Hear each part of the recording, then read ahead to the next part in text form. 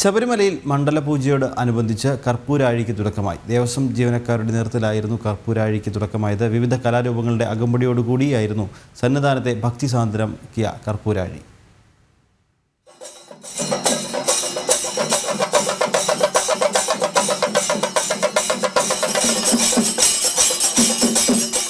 ചെണ്ടയും പഞ്ചാരിയും നാദസ്വരവും പഞ്ചവാദ്യവും കലാരൂപങ്ങളുടെയും അകമ്പടിയോടുകൂടിയായിരുന്നു ഭഗവാന് ദേവസ്വം ജീവനക്കാരുടെ കർപ്പൂരാഴി.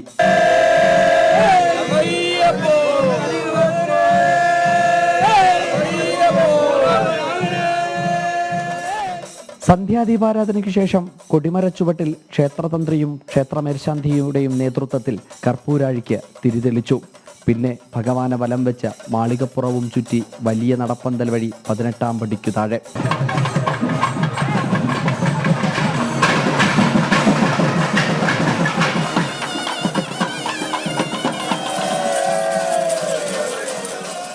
കണ്ടുനിന്ന അയ്യപ്പ ഭക്തർക്കും ആനന്ദത്തിൻ്റെ പരകൂടി തീർത്ത് സർവ്വതും ഭഗവാന് സമർപ്പിച്ച് ശരണം വിളിച്ചാണ് അവർ മടങ്ങിയത്. ജനം, സന്നിധാനം.